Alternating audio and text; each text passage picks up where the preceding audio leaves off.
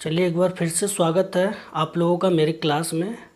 और आज हम लोग डिस्कस करेंगे सीखने की प्रभावकारी विधियाँ, यानी इफ़ेक्टिव लर्निंग की जो विधि है वो हम लोग जानेंगे कि हम लर्निंग को कैसे इफ़ेक्टिव बना सकते हैं, यानी प्रभावकारी बना सकते हैं।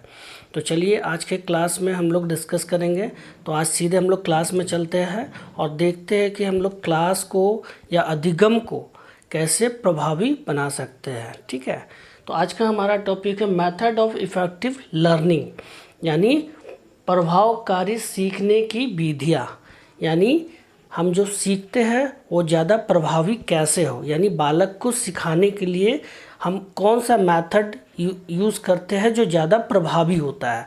तो हम लोग टॉपिक पे आते हैं। इसे दो भागों में बांटा गया, प्रभावकारी विधि को दो भागों में बांटा गया। एक क्या है, परंपरागत, और दूसरा क्या है, आधुनिक। पहला है परंपरागत और दूसरा है आधुनिक। परंपरागत में 3 बिंदु है। पहला है अविराम तथा विराम विधि। अविराम विधि में क्या होता है, बालक किसी विषय को बिना रुके लगातार पढ़ता है या सीखता है, इसे हम कहते हैं अविराम विधि। और विराम विधि में क्या होता है, बालक रुक रुक कर किसी विषय को सीखता या समझता है, इसे कहते हैं विराम विधि। अविराम समझ गए, जिसमें बालक लगातार बिना रुके किसी कार्य को करते रहता है, वो अविराम है। और जब बालक किसी कार्य को रुक कर विराम लेके करता है या सीखता है, उसे विराम विधि कहते हैं। ये दोनों परंपरागत विधि में आते हैं। दूसरा है पूर्ण व अंश विधि। पूर्ण विधि यानी हॉल मेथड। ठीक है, पूर्ण में क्या होता है, जब हम किसी टॉपिक को या विषय को पूरा पढ़ते हैं या पूरा करते हैं, हम शुरू से आखिर तक आते हैं, यानी हमने प्रारंभ किया यहाँ से और आखिर तक पूरा कर लिया, यानी किसी भी टॉपिक को या विषय को शुरू से अंत तक पढ़ना या सीखना पूर्ण विधि कहलाता है। अब इसी में हम क्या करते हैं, मान लीजिए अगर आप प्रदूषण टॉपिक पढ़ रहे होते हैं, शुरू से आपने अंत तक प्रदूषण को पढ़ लिया, लेकिन इस प्रदूषण में बहुत सारे सब टॉपिक रहते हैं, जैसे जल प्रदूषण, वायु प्रदूषण, मृदा प्रदूषण। तो आप अगर इसमें से जल प्रदूषण को निकाल कर सिर्फ पढ़ रहे हैं तो वो क्या हो जाएगा, अंश विधि, यानी उसे छोटा छोटा टुकड़ा कर कर पढ़ना। यानी हम एक विषय को या एक टॉपिक को छोटे भागों में बांटकर जो हम पढ़ते हैं या जिस जैसे सीखते हैं वो अंश विधि कहलाता है। तीसरा है स्वाभिप्राय व प्रासंगिक विधि। स्वाभिप्राय का मतलब होता है जब हम किसी उद्देश्य के साथ किसी चीज़ को सीखते हैं, यानी एक उद्देश्य होता है किसी कार्य को करने के लिए, यानी सीखने का मेरा एक उद्देश्य होता है, तो वैसे सीखने को स्वाभिप्राय कहते हैं।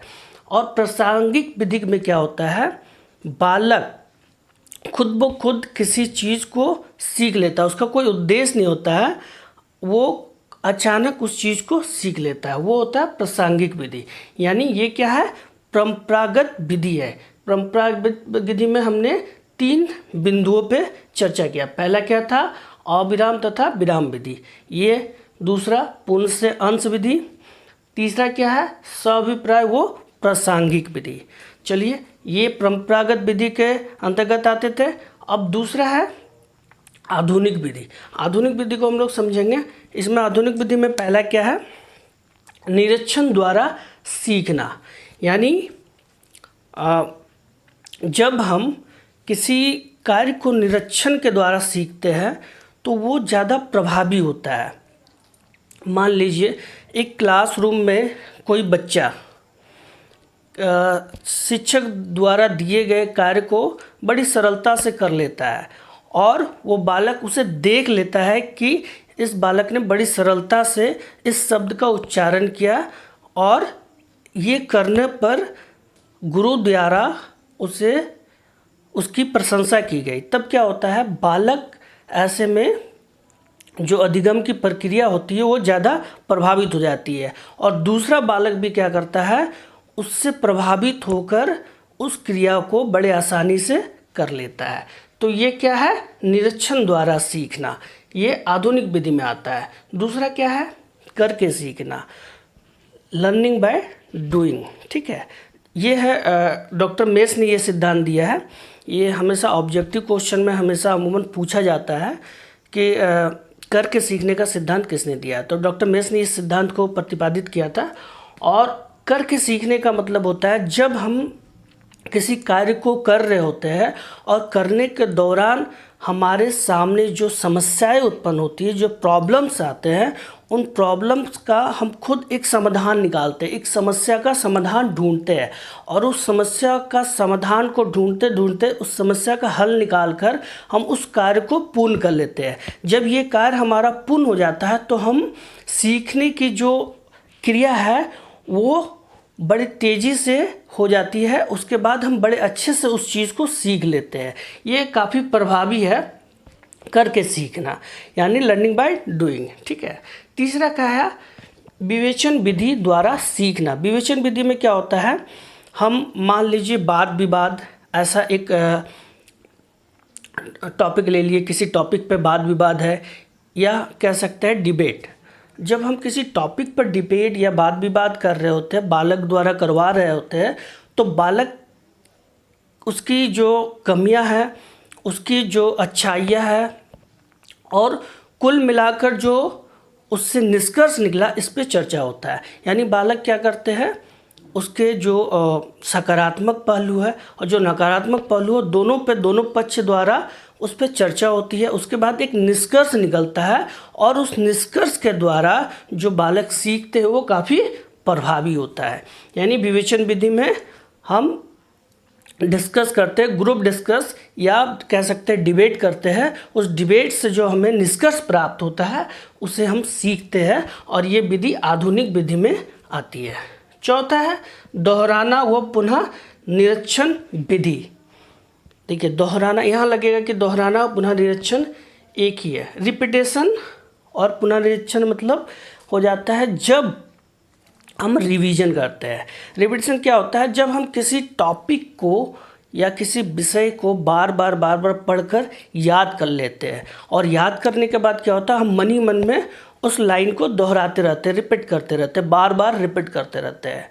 और कुछ समय बाद ऐसा होता है कि उसमें से कुछ मिसिंग हो जाता है। जब हम उसे फिर से याद करना चाहते हैं तो कुछ मिसिंग हो जाता है। फिर क्या करते हैं, हम उस टॉपिक पे जाते हैं और जो मिसिंग हो रहा है बस उसको देखते हैं, यानी पुनः निरीक्षण, इसे कहते हैं पुनः निरीक्षण करना, और फिर हम उसको सुधार कर लेते हैं जो मिस हो रहा था। तो ये विधि है दोहराना वो पुनः निरीक्षण करना।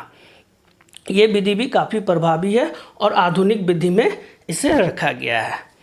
पांचवा है रटकर व समझकर सीखना।